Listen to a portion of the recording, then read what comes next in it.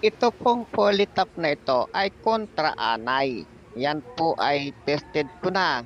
Kaya lang hindi ko naagapan yung aking kitchen cabinet sa itaas ay talaga namang hindi ko na malaya na kinain pala ng anay. Pero itong mga narito na nalalaman ko na kinakain ng anay ay ito na ang kanilang mga kalaban ngayon.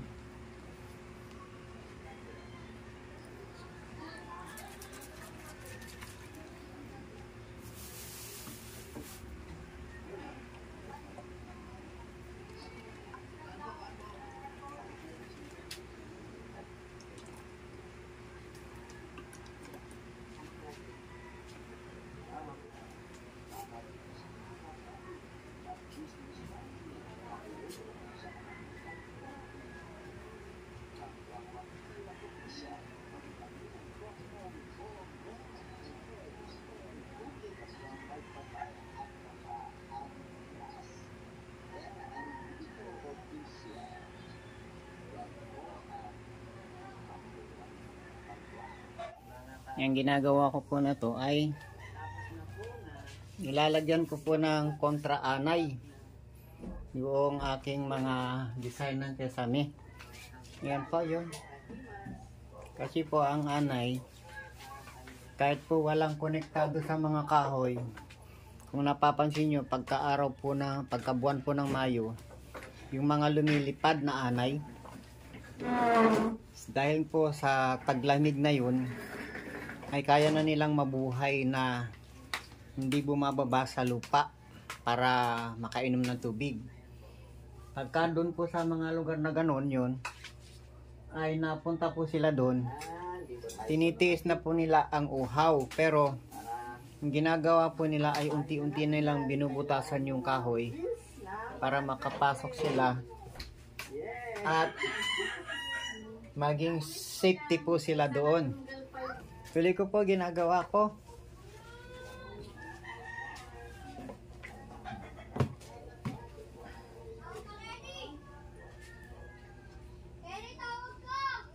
Ito po ay Polytop. Ay sabi nga nila,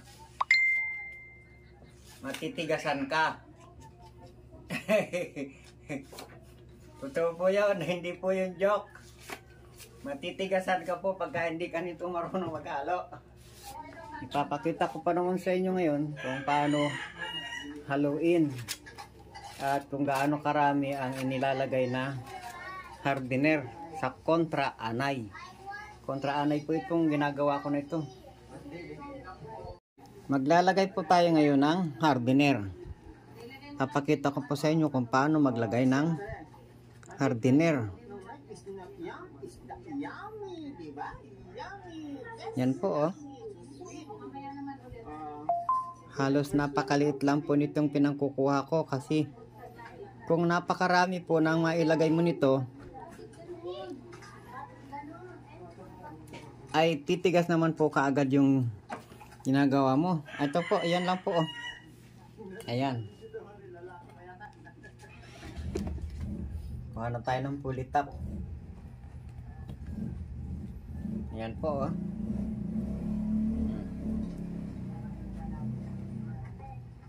Ayan. Yan pong sapat na yan, ang dami na yan. Kaya hahaluin natin yan ngayon dyan. Ayan. Gaano kabilis ang pagmasa, kumbaga sa kwan, pagmasa, paghahalo-halo. Kailangan po ay mabilis ang paghahalo-halo at mabilis mo ring ilalagay doon sa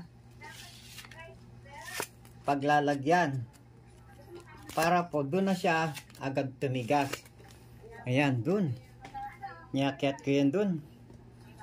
Ayun po oh.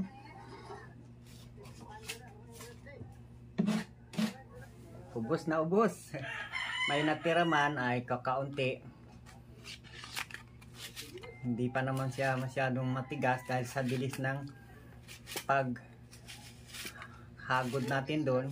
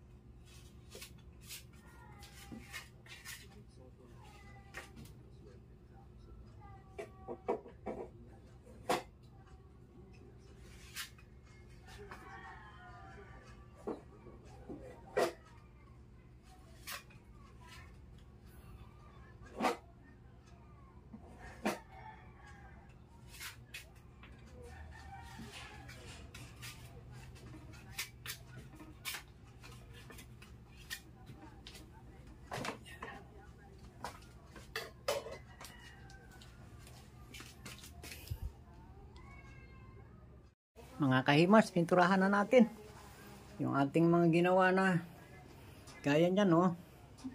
Ito, ayan, at saka ito ay pipinturahan na natin, ayan, no? Para isang trabahuhan lang, ayan, no, mga kahimas. Yan, sige na, tuloy-tuloy ko na yung ginagawa ko dun para matapos na yun.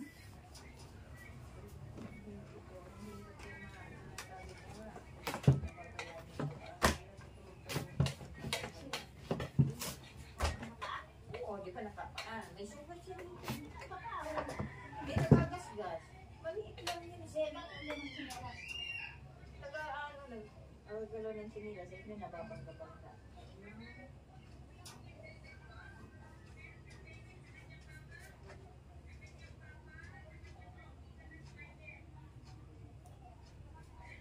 Hindi pa kaano, walang tao. Ewan ko nga, parang pumasok ata yun. Pwede mo isa kung makikilin. So yun, oh. Lang malamok na, gabi na. Sa tayong kulay blue, nasa gilid ng upuan, kita.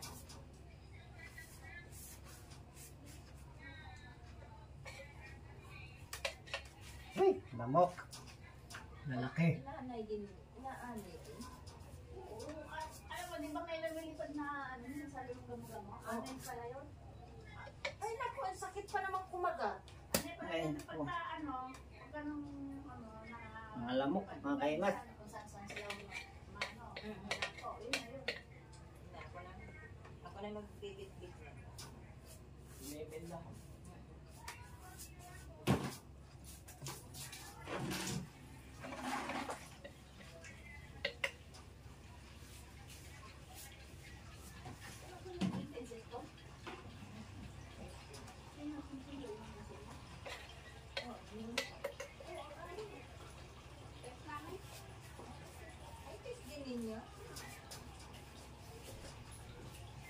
Gas na. Kasi Aaron, walang bit-bit na nung libro. Ikaw may bit-bit.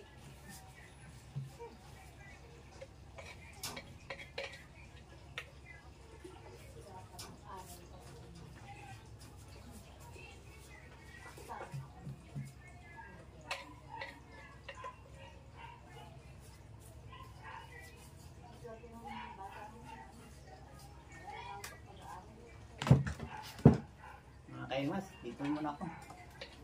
Sa'yo dito.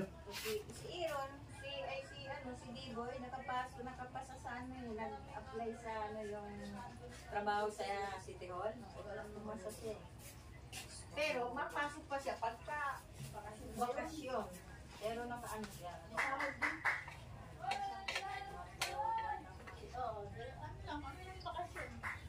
O GT lang yun, o GT.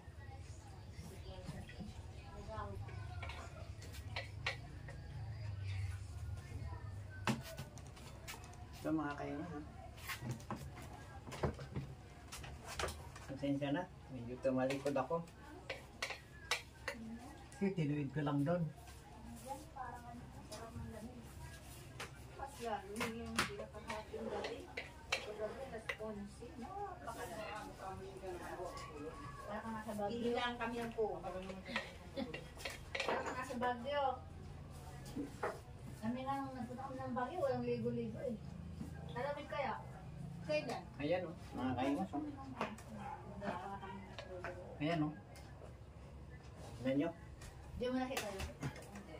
Wala sana eh, hindi ko nakita sa Ganyan, o. Ganyan ang itsura, o. Yan, mga kaimas, o.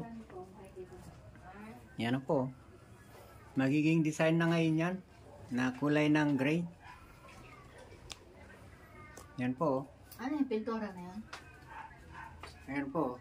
Yan. Lahat po ito magiging ano. Yan, lahat po yan. Magiging ano ng kulay.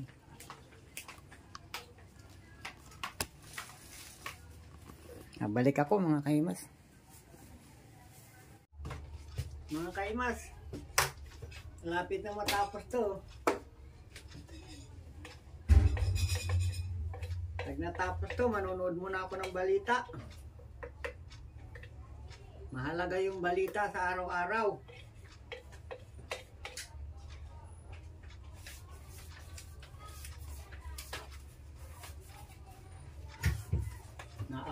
na.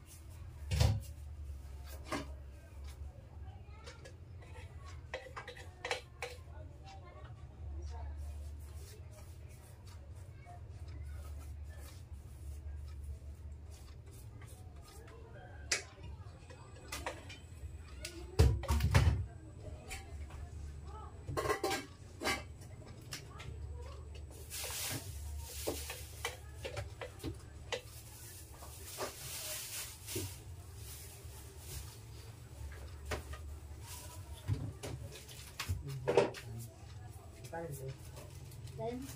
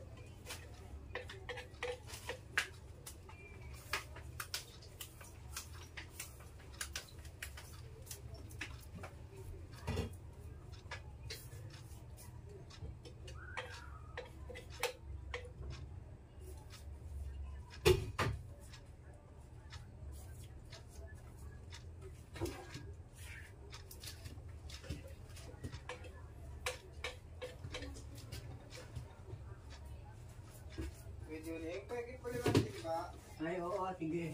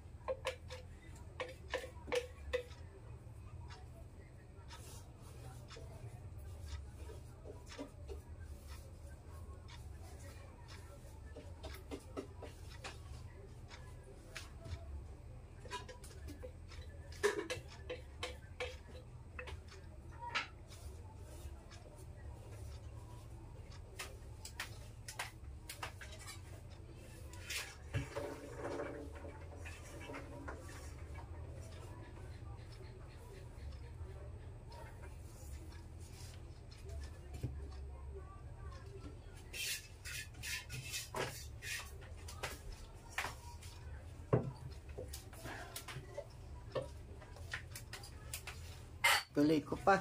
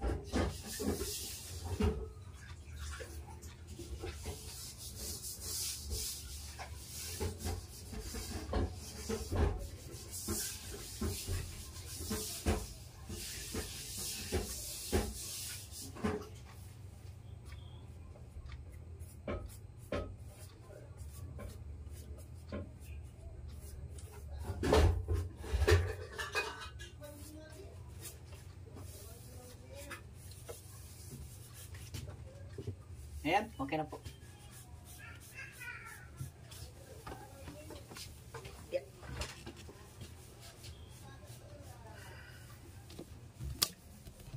Yun, okay na.